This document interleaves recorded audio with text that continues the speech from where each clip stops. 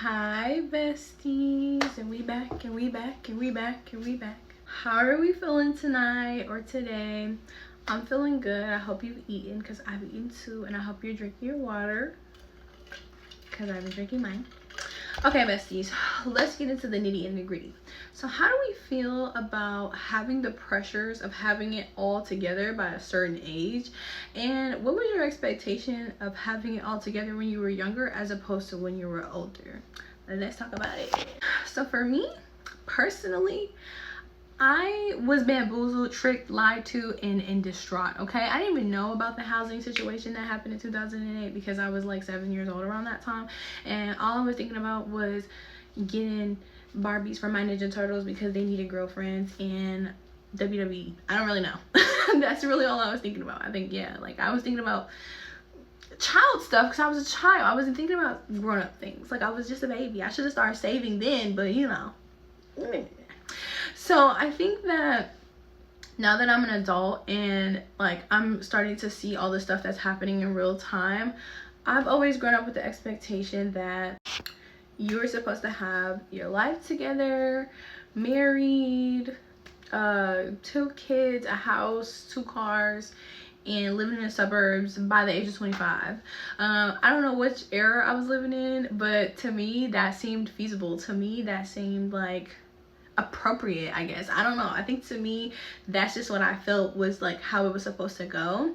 And personally, I feel like the expectations were easy to grasp because of the situation at hand that I was dealing with financial expectations back in the day. The way that my mom and my family always talked about how when they were my age that they could buy this and buy that, and honestly just from what I assumed as adulthood was going to be, like I genuinely like thought, yeah, by the time I'm 25, I'm 24 now, so by the time I'm 25 I'm gonna have my land and my house and my chickens. And I genuinely think that a lot of us Gen Zers and some of us millennials even felt the same way, because it was like, oh, this is what was being told to us about our grandparents, our parents, our great grandparents, about how easy it was to start a life, about how easy it was to find a partner, about, you know, I never really thought having kids was easy though, because I grew up around a lot of single mothers, and I did have an example of what marriage looked like and couples that, you know, weren't married but they were together for a long time. I had that example, but I definitely relied on the expectation of having my life together by a specific time and age and pursuing my dreams and what I wanted to do. I wanted to go to A&M College in Texas on a full ride scholarship because I just knew I was going to be graduating with a 4.0. I don't know. That didn't happen, but it's okay. I'm still smart, okay? And I'm still going to college anyway. But like I've had all of these understandings and expectations based off of the shows that I watched, the, you know, things that were put in front of me, all the things that were drilled into my head about how the times were. And honestly, like the 2000s era was its own era, but it still has some of the hint of the 90s, because we had a lot of the 90s shows still being shown on TV. We had a lot of the 90s styles, and we had a lot of the 90s music still being played. There was a 2000 era of music, I'm not gonna lie, but me growing up with parents who were born in the 70s and the 80s, I kind of had the best of understanding what the 90s and some of the 80s was like. So my expectation and the way that I was raised was that financially, emotionally, physically, and mentally, I could obtain these things based off of the times that I was conditioned to understand. Now, as I got older, I realized, hey, you know, those were their times, this is our times, we can't do that. And during COVID, it kind of opened my eyes a little bit more, because like I said, in 2008, that didn't open my eyes. I was still a child. I was still living in La Loopsy land, not paying a bill, not worried about anything. But when I became 18, 19, I started to really realize, like, wow, like this is a whole different situation. Like this is a whole different side of the world that I did not expect to go into. I mean, personally, I felt like when I got older as a little kid, I always used to like joke around and be like, it'll be funny if as soon as I become an adult, we go into the Great Depression. I should have stopped joking like that, because look where we are now. But at the end of the day, I still had these expectations. Now that I'm grown and I understand that, that is not how the life is working for us Gen Zers and some of us millennials, my expectations is do what you can while you can. Like, some people be like, oh, I'm a single mom, I have a house, a car, this or that, and then there's someone who is not a parent at all and they don't have any of those things and they're struggling to make ends meet with life. And then the people that are single parents or that have children or that have different things on their plate are judging the people that don't have those things on their plate. But like, you have to give people grace. And I know it's like, why are we keep saying that in these times, baby? You have to mind your business. Basically, you have to mind your business. Even if you feel like this person should be doing what they should be doing, even if they are like living in choices that they had to make, you seen them make them choices. You did not see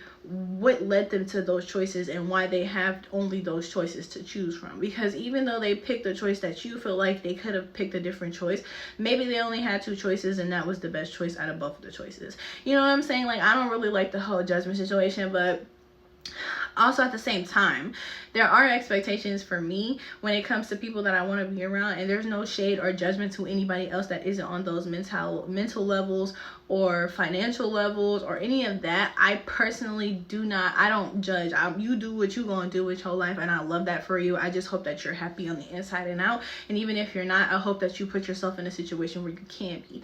But for me, I want someone who's mentally and emotionally good. I want someone, and this is friends, family, relationship, I don't care who you are in my life. If you're in my life, my expectation of you is just to be mature, understanding, reasonable, consistent, and driven. That's it. I don't want no lazy, lying, scheming baby. I don't want it, okay? And I think a lot of people don't want toxicity. I think a lot of people want consistency and someone that they can rely on, regardless of what it is. But I also want to have an understanding of who you are and how you get down, and so that way I know like what to expect from you. Because people are like, oh, I don't have expectations, I don't have expectations. Baby, I have expectations for people in my life. I do. And then you don't go by those expectations. And I'm not saying that you have to follow a list of, oh, this and that. But if you're not going by the expectations that I see fit for my life and to have you in my circle, unfortunately, I have to leave you where you are because that's where you are in life. But to have a 2-car garage and a 3-bedroom, 2-bathroom house and kids and all that is not an expectation I have from you. My expectations are not based off of materials. Mine is based off of merit. You have to have some type of understanding of who you are, and what you want to do in life, and you have to be consistent with yourself, and you have to be on something to better your life. I don't want to be friends with the person who like, yeah, when I get up, I'm gonna do this and this and this and this and that. But what are you doing right now to get yourself up? What are you doing right now to drive yourself to become this person that you want to be? Are you just talking about it, or are you being about it? You know what I'm saying? And a lot of people don't understand that. They expect you to be just whatever. I've had friends that were homeless. I've had friends that was selling it. I've had friends that was buying it. I've had friends that was doing whatever they needed to do to get to where they needed to go, but they were still trying their hardest to get to where they needed to go. And a lot of them are no longer doing what they were doing. You know what I'm saying? So the expectation is to have it all together at these big ages is blasphemy. It really is blasphemy. Like, I don't even see how other people expect you to have it all together when we all know that society is terrible. It's crashing in front of our eyes, and there's literally nothing that we can do about it. This was supposed to be our roaring 20s. Well, it's roaring. Rawr. So I don't want any of my besties to put any harm or, too much pressure or anything on you guys. Like, stay up, do what you gotta do, make sure what you're doing is feasible and it is obtainable for who you are and the situation that you have. Don't try to keep up with the Kardashians. Don't try to keep up with the Joneses. Don't try to keep up with the Lattimores. Keep up with yourself.